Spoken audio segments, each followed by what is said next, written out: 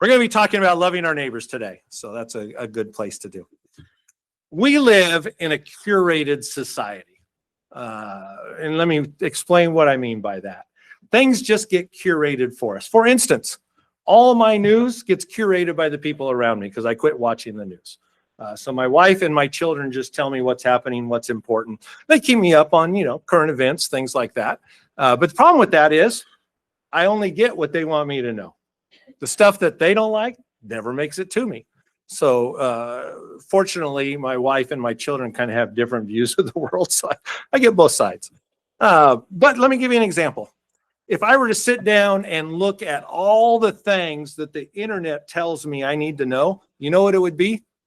I would get Cincinnati Reds baseball, which, by the way, spring training started yesterday. Go Reds. You guys are just not enthusiastic. I love the spring.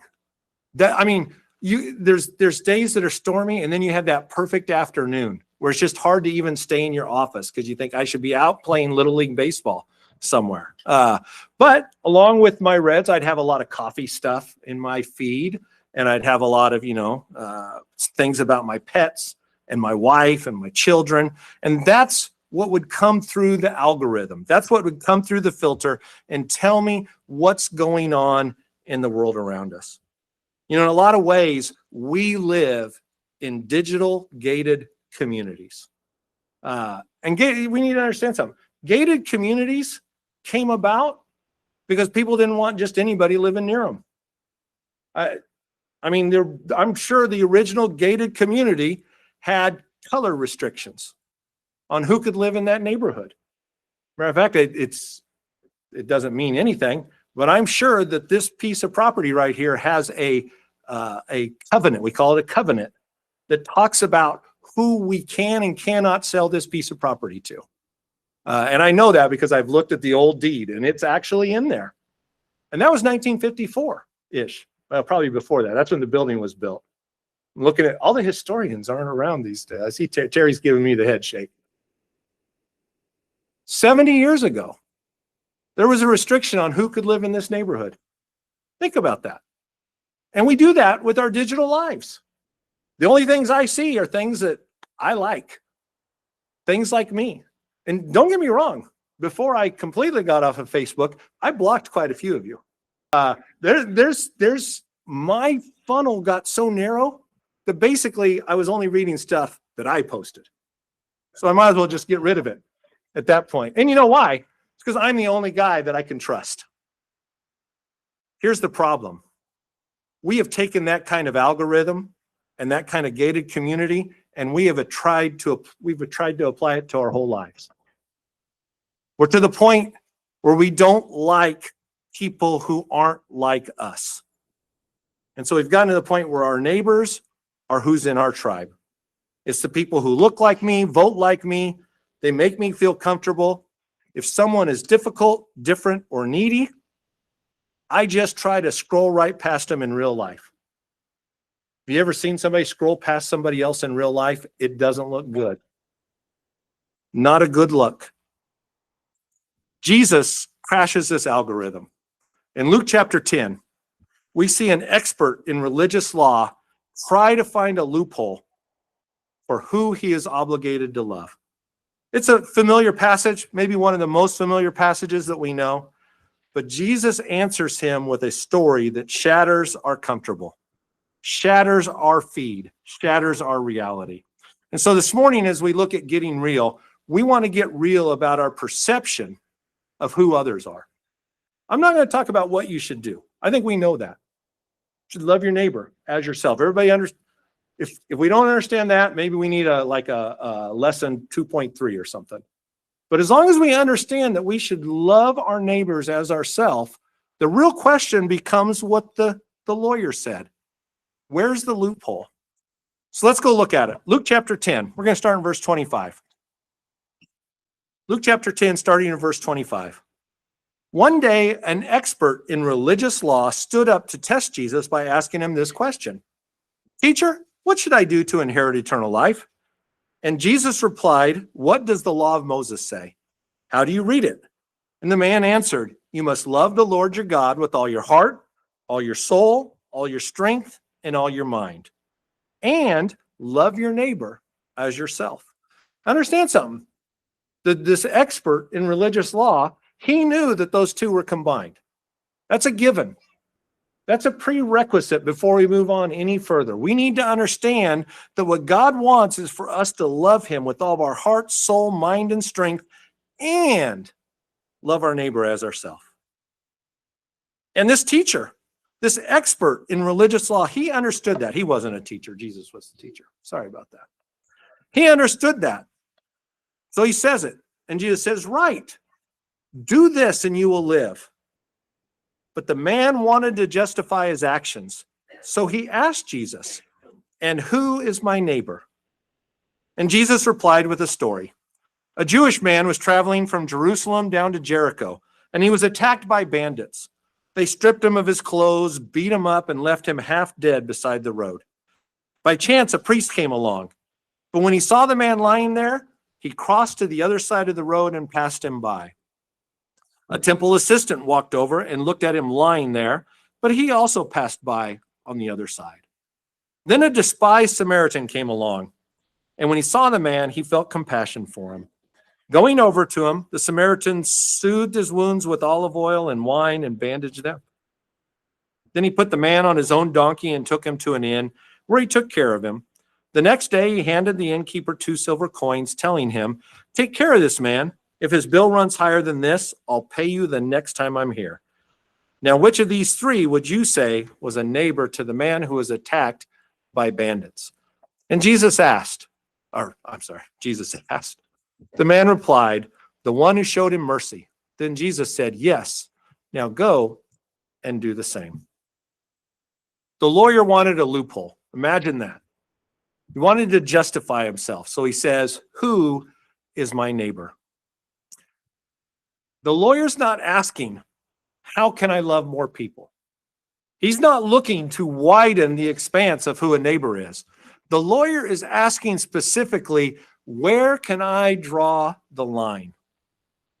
In essence, his question is, hey, who isn't my neighbor? Who am I legally allowed to ignore? That's his question. I hear you, Jesus, but who can I ignore? You ever asked yourself that question? I think the reality check, if we're going to get real this morning, we need to admit to ourselves that we all do. We're not going to openly say that because I think in our heads we don't think we do. But there's a part of us that is looking to ignore some person or group. We look for theological or cultural excuses to justify our lack of compassion for people who are others. I mean, the very word others is a word to imply there are folks who don't belong. We are looking for people who are on the other side of the aisle, other side of the tracks, other side of the border, or just otherly, so that we can ignore them. That's what the lawyer wants to know too. Hey, surely you don't mean everybody. Who is my neighbor? Who can I legally ignore? Verses 30 through 32, Jesus answers this question. And he talks about a person, a man, going from Jerusalem to Jericho. And back in the day, that road was called the Way of Blood, just a dangerous road, kind of like the one that goes by the Stumphauser's house. I used to call that Blood Alley when I'd drop the kids off at Sanger High and then head over to McCall. And it gets real narrow, and there's a million high school kids coming the opposite direction that are late for school. But this road was called the Way of Blood for different reasons. It was lawless. There were bandits. There's a reason why there's a man half dead on the side of the road. It was expected. Notice how none of the people that passed him by were shocked. Oh, another half dead guy on the side of the road. That road earned its reputation. It's the Way of Blood. And I like the fact that the priest doesn't even go over there. He goes way around. The next guy, he actually goes over and looks at him and then keeps going. But there's a reason why they passed him up, because there's a perceived reality Maybe they thought it was a trap. Maybe they didn't want to become ceremonially unclean. They valued their religious routine over a bleeding human. That was their perceived reality. How often do we let our busy church schedules or our fear of getting messy keep us from actually doing what God has called us to do? So Jesus shocks the lawyer. Number one, he says, hey, let's admit it. We all cross over the road sometimes. But then he says, but a Samaritan, as he traveled. I believe the version I was reading said, but a despised Samaritan. And that's because all the Samaritans were despised. And before we move on, I could ask you to raise your hands. How many of you despise Samaritans? And probably nobody's going to put their hand up. If I said, is there any group or person or idea that you despise? Put your hand up. And I think we'd all, thanks, Evie. Knew you had my back. And Virginia. We'd all have to raise our hand. I mean, we probably talked about some of those despised people before class got started. We probably talked about some of those despised people on our way to church. And maybe those people aren't people to us. That's what others are. I mean, that's why we use the word other. Because we don't want to recognize them as people. But we all have our despised Samaritans. So Jesus, he doesn't pull any punches. He's talking to a bunch of Jewish people, and he makes the hero of his story the one person that they could all agree is despised. To them, and granted, this isn't Jesus' words, our word is Good Samaritan. I mean, we've added the good. Why? Because he was. But if Jesus had said Good Samaritan, they would have said there's no such thing. The only Good Samaritan is a dead Samaritan, or at least an exiled one, or at least one that doesn't live in our neighborhood. In this story, in this parable, love isn't a feeling. The true reality is that for all three of those people who walked by, that man was a neighbor. Because your neighbor is whoever is in your proximity. We don't get to choose our neighbors. As hard as we might try, proximity makes them one. In the parable, love isn't a feeling. It's a financial and physical burden. It's bandaging wounds. It's putting the man on your own animal so that you have to walk. It's paying the innkeeper. And it's a promise to return and cover any other charges. We need to get real about proximity. We need to change our perception of who our neighbor is. Our neighbor is not a person that we prefer. Your neighbor is the person that God has placed in your nearness, in your proximity. It's the annoying coworker. It's the person in the house next door with the overgrown lawn. It's the person stranded on your commute. It's the person who has different views about God. I mean, that's what made Samaritans so despised, was their views, their religious views. We need to get real and look at who is physically around us. That's what God's calling us to do. He's calling us to look at the others that are in our life and to love them as we would love ourselves. That's how we get real. And let's get realer. Can I say that? Get realer? Let's get realer. If all the people around you look or act just like you do, you just need to get out more often. I say that. That's a danger. I'm not recommending this movie by any means, but I saw it. And it's some movie where people get to choose their reality, their eternity. They get to choose their eternity. Like they're all dead, waiting, and look, it's got no theological meat to it whatsoever. But it's a movie where they get to choose what. Now I got to remember why I'm even saying this. Let me get back. Oh, and one of the eternities was just you. Like it was hermit eternity or something like that. You could choose to be in eternity all by yourself. Look I'm not going to lie. There's a little bit of me that likes that heaven. None of you people, just me with my feed all about me. I love you. I had to apologize. I told Virginia, I said, last week I said something for exaggeration. I'm not nearly as big a jerk as I sometimes paint myself out. I'm not nearly as big a hermit as I paint myself out to be, but there's a touch. There's a touch. Let me tell you what we need. Number one, we need to move from preference to proximity. That's our assignment. And if you don't know enough people who are different than you, go get near them. Go somewhere where they're going to be. The second thing we need to do is we need to start seeing people as image bearers and not issues. The priest and Levite saw a man who was a problem that they needed to avoid. He was an issue. He had potential problems. The Samaritan saw him as a person to be loved. When we look at people who are different from us, do we just see a political issue, a cultural threat, a drain on our resources? And I'll admit, all three of those phrases have applied to me at some point. I've looked at other people and I've just seen a political issue. I've looked at other people and I've seen a cultural threat. And I've looked at other people and said, man, that's going to cost me a lot of money. Is that what we do? Or do we see who that person was created in the image of? Because God didn't create some of us in his image and leave others out. I mean, I don't care how ugly your neighbor is.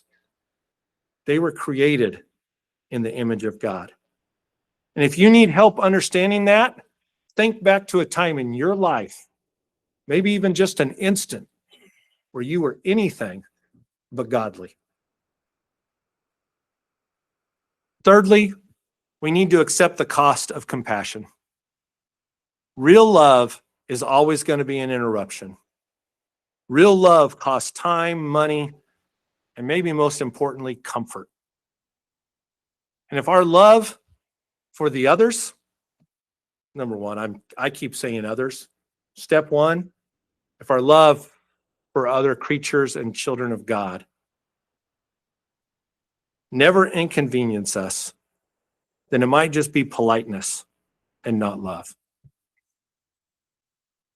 Well, the whole story of the Good Samaritan turns on this. When I started to read it, how many of you thought to yourself, who am I in the story of the Good Samaritan? When I was coming up as a young person, every time we had a parable, people kept telling us who we were. You know what I mean? Which kind of soil are you? Which kind of weed are you, or plant? Are you a weed? Are you the good plant, the bad plant? I mean, everything was about punching myself into some parable. And every time they got to the Good Samaritan, guess what? Am I the priest? Am I the Levite? Am I the Samaritan? Well, I want to end this lesson by telling you you're the half-dead guy on the ground. Except you're not half dead. You're all dead. I was looking for somebody to give me a Princess Bride reference there. Mostly dead. He's only mostly dead. There, that's what I should have said. I don't know what half dead means. Half alive. Thank you, Kelly. I think half dead means this. You're past the point where you're going to get yourself back to health. Like you need someone else's help. I've got a half dead wife at home right now. For those of you who don't know my wife, she's not half dead. If you're watching, babe, sorry about that. She had her knee replaced on Wednesday and spent the night. And then on Thursday or during the night was in horrible, horrible pain. And she finally said, hey, I'm in horrible, horrible pain. And somebody said, well, why didn't you say something? And so they called a doctor, and the doctor bumped her up from one of the really dangerous pills to two of the really dangerous pills. But they didn't change her prescription. So on the way home, we've got a bottle that says, take one of these pills every 4 hours. And the last thing they tell her as she's leaving, whatever you do, don't get behind on those pills. Take one every 4 hours. Because if you get behind and the pain comes in, you're not going to catch up with the pain. So she's taken 2. And we do the counting. I get the pills out and I count. Like, hey, these, and I had it down to a number. These pills are going to run out Saturday night at 8 p.m. And so on Friday, we said, well, we're calling the doctor. I can't let her run out. She's half dead. I think half dead also implies that you just want to be all the rest of the way dead. I mean, that's how bad half dead is. So we do the math. And so I go down to Walmart. She calls the doctor. The doctor says, yeah, you should be taking 2. I'll tell you what, we'll call in another prescription. So now she has 2 prescriptions at Walmart, 1 pill every 4 hours. And Walmart says, oh, on that kind of drug, we can't give you that until you're done with the first one. And I'm like, well, she's going to be done with the first one Saturday at 8 after you close. What do you want me to do? Well, you can't come back in till Sunday. So yeah. And I'm a panicky kind of guy anyway. I'm like, oh, this is not going to go well. So we keep making some calls and all this. I have never looked more like a drug addict in my life as me trying to convince. I mean, I went above everybody. I just give me the chief pharmacist and bring them out here. And, bless their souls. They were doing their best and they came through, which is kind of dangerous because if I really was a drug addict, I won. I got what I needed. Why did I say all that? Half dead. I don't know what definition you need for half dead, but we need to understand that that's us. Spiritually speaking, we're past the point where we can help ourselves. That's where we're at. We are the man, woman, whoever you need it to be, bleeding on the side of the road. We're dead in our trespasses and sins. We cannot get off of that pavement, that dirt, and save ourselves. Religion cannot save us because religion's just going to go by on the other side. The Levite might look at us, but he's going to keep going. The law could not save us. But Jesus, who was the ultimate other, the ultimate outsider, despised and rejected by men, came to where we were. He didn't just pour oil and wine. He poured out his own blood. He paid our debt at the cross and promised to return, just like the Samaritan. Let me challenge you this week. You cannot love the others. You cannot love your neighbor. You cannot love the broken person that is in your path until you realize that Jesus loved the broken you. Jesus crossed the road for you. If he can do that for you, you can cross the street for him. This week, let's get real about others. Let's understand that others aren't the people like us. They're the exact opposite. And yet Jesus calls us to cross the road to be there for them as well. If you're here this morning and there's some way that we can help you out, would you please come forward while we stand and sing?